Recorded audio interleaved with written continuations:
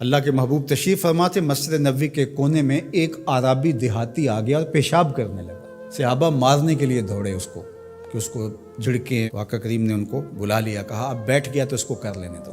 جب اس نے پیشاب کر لیا تو آقا کریم علیہ السلام نے اس کو بلایا، کہا یہ مسجدیں ذکر و فکر کے لیے بنائی گئی ہیں، بول و براز کے لیے نہیں بنائی گئی، اور پھر وہاں پانی بہا دیا گیا۔ تو بعض اوقات ہم جس طرح سے لوگوں کے ساتھ رویہ کر رہے ہوتے ہیں، یہ جو موبائل ہے یہ اس دور کی ضرورت ہے، تو بعض اوقات اس کو بند کر دیں تو کھولنا یاد نہیں رہتا، کھول لیں تو بند کرنا یاد نہیں رہتا، تو بعض اوقات نماز کے اندر اس کی گھنٹی بجنا شروع ہو جاتی ہے۔ جس بیچارے کی گھنٹی بج رہی ہوتی ہے تو بعض اوقات اس کو تیزی سے بند کرنا بھی نہیں آ رہا ہوتا، تو وہ دیر بھی ہو جاتی ہے۔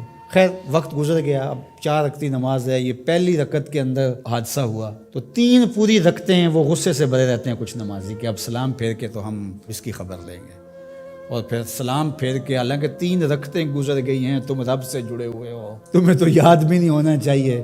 ترغیب کی آیتیں بھی آئیں، ترغیب کی آیتیں بھی آئیں، جنت کا تذکرہ بھی آیا، جہنم سے بھی ڈرایا گیا، تلاوت بھی ہوئی، تم سجدے میں بھی گرے اس کے حضور، تم رکوع میں بھی گرے، لیکن یہ نہیں بھولے کہ گھنٹی اس طرف سے بجی تھی۔ اور پھر سلام پھیر کے سب نے ایسے گھور کے دیکھا جیسے کھا جائیں گے۔ اب اس کو دیکھیں اور اس پیشاب کرنے والے کو دیکھیں، اپنا عمل دیکھیں اور رسول اللہ کا عمل دیکھیں، ہم کہاں کھڑے ہیں۔ اور اسی لیے تو لوگوں نے بھگا دیا ہے مسجدوں سے لوگوں کو کہ جو مذہبی طبقہ اس کا رویہ کتنا سخت ہے۔ میں نے تو یہ دیکھا ہے کہ ایک چیز ہے جس کا تعلق دین سے اس طرح سے نہیں ہے، طریقہ کار سے ہے، تنظیمی طریقہ ہے، طریقت کا طریقہ ہے، آپ کا تربیتی طریقہ ہے، اور اگر کوئی بندہ اس طریقے کو اختیار نہیں کرتا تو اس کو مسلمان نہیں سمجھتے۔ میں ایک تنظیم کھڑی کر لی ہے اور میں اس کا ایک طریقہ وضع کرتا ہوں اور اس کے مطابق جو نہیں چلتا تو میں سمجھتا ہوں کہ یہ تو مسلمان ہی نہیں ہے۔ تو کیا ہم نے یہ رویہ اختیار کر لیا اور کیا انداز اختیار کر لیا؟ میں تو سمجھتا ہوں کہ اس وقت سب سے بڑا مسئلہ یہ ہے کہ منبر و محراب کے لوگوں کا بھی فہم دین ناقص ہے۔ فہم دین ناقص ہے تو پھر کس طرح دین فروغ پائے گا؟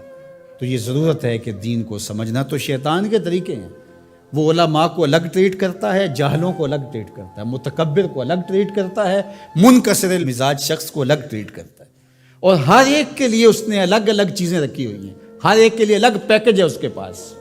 سخی کے لیے الگ ہے، سخت شخص کے لیے الگ ہے، متکبر کے لیے الگ ہے، مولوی صاحب کے لیے الگ ہے، پیر صاحب کے لیے الگ ہے، کارکن کے لیے الگ ہے، لیڈر کے لیے الگ ہے، حاکموں کے لیے الگ ہے، نمازیوں کے لیے الگ ہے، ہر ایک کے لیے الگ اس کے پاس پیکج ہے، اور اس کے ذریعے سے وہ سب کو لوٹ رہا ہے۔ یہ شیطان کے مکر ہیں، فریب ہیں۔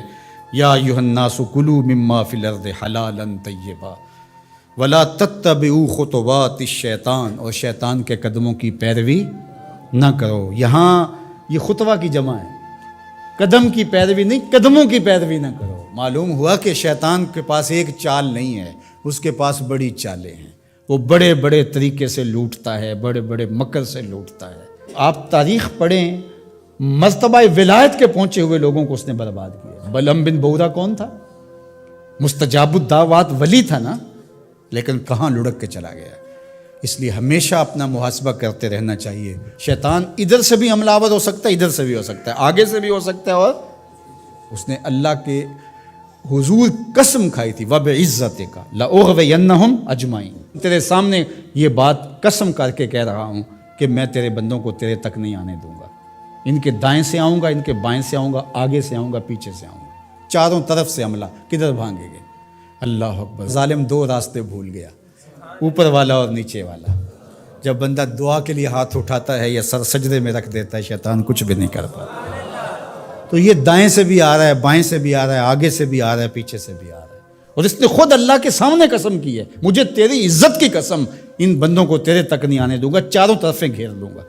تو یہ چومکھی لڑائی ہے شیطان کے ساتھ، کبھی یہ کسی طرح سے آ جاتا ہے، کبھی کسی طرح سے آ جاتا ہے، کبھی کسی طرح سے آ جاتا ہے۔ تو اس کے بڑے مکر و فریب اور بڑے طریقے ہیں، اللہ تعالیٰ اس کے مکر و فریب سے ہمیں محفوظ فرمائے۔